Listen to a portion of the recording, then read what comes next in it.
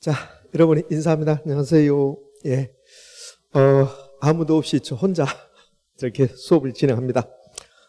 여러분이 지금 집에 계시지만 여러분이 지금 제 앞에 앉아 있다는 그런 마음으로 수업을 진행하도록 하겠습니다. 코로나로 인해서 여러분 또 못 뵈네요. 자, 우리 4주째 수업을 했고 지금 5주째 기초인문과정 5주째 수업을 합니다. 화면에 PPT 화면에 이제 오늘 수업할 자료가 떠 있는데요.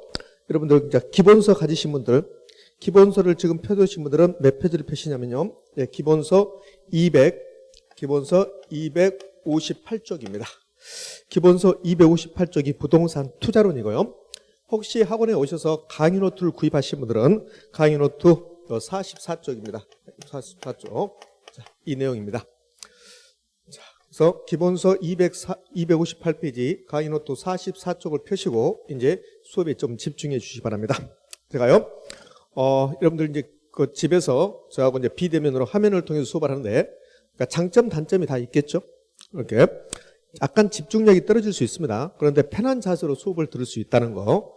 그래서요, 현장에 오셔서 수업을 듣지 않고 동영상을 통해서 들으면 약간 집중력이 떨어질 수 있다. 그래서 반드시 한 번 듣고 오늘 오후에 한 번 더 듣고 이렇게 해주시기 바랍니다. 그러면 오늘은 이제 부동산 투자론을 배울 건데, 투자론 바로 들어가기 전에 그동안 저하고 4주 동안, 한 달 동안 공부하고 이제 11월 달 공부하고 지금 12월 달 이렇게 왔습니다. 그러면 11월 달에 한 달 동안 공부했던 거 타이틀만 한번 달아볼게요.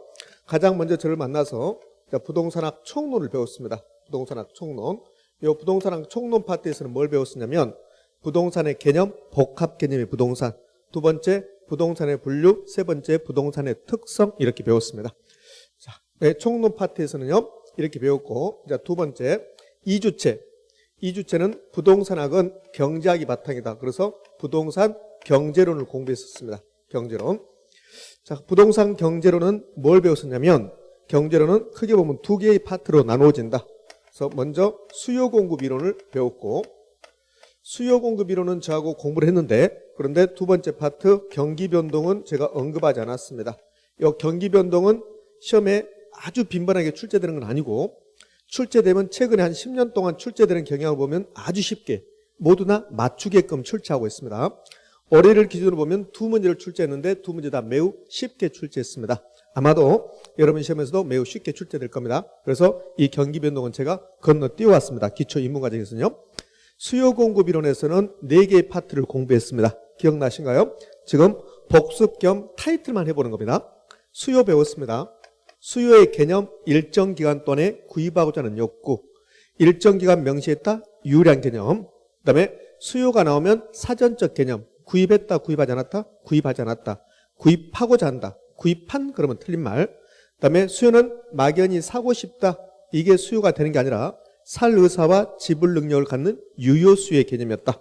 그래서 수요를 개념 정의하면 학문적으로 말하면 유효량 개념이다. 그 다음에 아직 사지 않았다, 사전적 개념이다. 그 다음에 살 의사와 지불 능력을 갖는 유효 수요 개념이다. 수요의 개념 정의를 했습니다. 그럼 수요에서 개념 정의 끝나고 나서 두 번째 수요 법칙, 가격과 수요량은 반비례한 게 있다. 가격이 올라가면 수요량은 감소하고 가격이 떨어지면 수요량은 증가한다. 그래서 수요 법칙을 공부했습니다. 수요 법칙. 그다음에 이 수요 법칙을 그래프로 그려봤습니다. 수요 곡선, 우하향하는 수요 곡선. 자, 네 번째가 별표 3개를 쳐드렸습니다. 아파트 수요 량업에 나와 아파트 수요 변화 구별하는 거, 이거는 매우 중요합니다. 아파트 수요 량업에 나와 아파트 수요 변화 구별을 해봤습니다. 자, 그러면 아파트 수요 량업에 나와 아파트 수요 변화 구별하는 게 매우 중요하니까 가볍게 제가 언급을 할 겁니다. 자, 첫 번째, 아파트 수요 량업에는 오로지 아파트 가격 변화에서, 요 아파트 가격이 변화해서 아파트 수요량이 변하는 거, 이걸 아파트 수요량 변화. 반면에 아파트 수요 변화는 아파트 가격은 그대로 있는데 아파트 가격 이외의 이외의 요인이 변화했다. 예를 들면 소득이 변화했다, 인구가 변화했다, 이자율이 변화했다, 연립주택 가격 변화해서 아파트 수요량이 변화했다. 그러면 아파트 수요 변화. 그러니까 수요량의 변화냐, 량자가 있냐 없냐 차이는 오로지 아파트 가격 변화했다. 아파트 가격이 상승 하락했다. 그때는 수요량의 변화. 아파트 가격 위의 요인, 소득, 인구 이런 것들이 변화했다. 그러면 수요 변화 이렇게 표현한다는 겁니다. 그러니까 요 양자가 있냐 없냐의 차이점. 두 번째는 아파트 수요량의 변화. 원인은 오로지 아파트 가격 변화. 원인은 딱 하나만. 요 아파트 수요량 변화 원인은 딱 하나만. 아파트 가격 변화. 자, 반면에 아파트 수요 변화 원인은 아파트 가격 이외의 요인. 따라서 요 아파트 수요 변화는 무수히 많다. 자, 세 번째, 요 수요량의 변화를 수요곡선으로 표시하면 수요곡선 상의 점의 이동, 수요곡선 상의 점의 이동으로 나타난다. 자, 점자는 생략하는 건데요. 상자는 매우 중요. 수요량의 변화는 수요곡선 상의 이동이다. 자, 반면에 요 수요 변화는 수요곡선 자체가 이동한다. 수요곡선 자체 이동. 수요곡선 자체의 이동이다. 그럼 수요곡선 자체가 이동하는데 수요곡선이 우측 이동할 수도 있고 좌측 이동할 수 있다. 수요 변화는 몇 가지가 있었습니까? 두 가지죠. 수요 증가와 수요 감소가 있었다. 이렇게 수요 증가, 수요곡선 우측 이동, 수요 감소, 수요곡선 좌측 이동. 그래서 수요에서 요 네 번째는 수요량의 변화와 수요 변화 구별하는 것 매우 중요. 그래서 별표 3개를 제가 쳐드렸습니다. 자, 기초인문과정에서 이 수요 파트에서 이거 4번만 알아도 기초인문과정에서는 거의 모든 걸 알았다 이렇게 생각할 정도로 이건 중요합니다. 그러면 아파트 수요량의 변화와 아파트 수요 변화가 있다면 이걸 공급으로 가면 아파트 공급량의 변화와 아파트 공급 변화가 있을 것이다. 여기 수요 대신에 공급을 넣으면 그대로 적용된다. 그럼 아파트 공급량의 변화는 아파트 가격 변화에서 아파트 가격이 상승하거나 하락해서 아파트 공급량이 변하는 거. 반면에 아파트 공급 변화는 아파트 가격은 안 변하고 생산 요소 가격, 생산 기술 등 아파트 가격 위의 요인이 변해서 아파트 공급량이 변하는 거.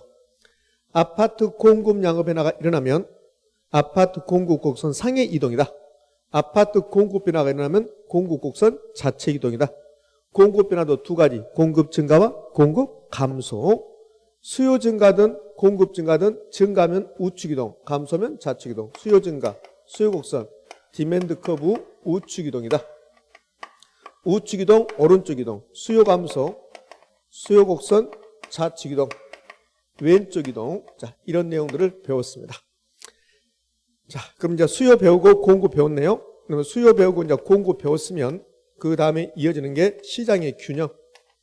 시장의 균형을 배웠습니다. 그런데 이 균형은 변동한다. 이걸 균형의 변동이다. 이렇게 배웠습니다. 이렇게. 자, 균형의 변동 가볍게 제가 설명할 겁니다. 지금 2주차 했던 거 경제로는 중요하기 때문에 지금 복습하고 있다. 자, 가볍게만 볼 겁니다. 자, 균형의 변동은 매우 중요하니까 균형의 변동. 자, 여러분들 한번 스스로 생각해 보시라고요. 머릿속으로. 균형의 변동.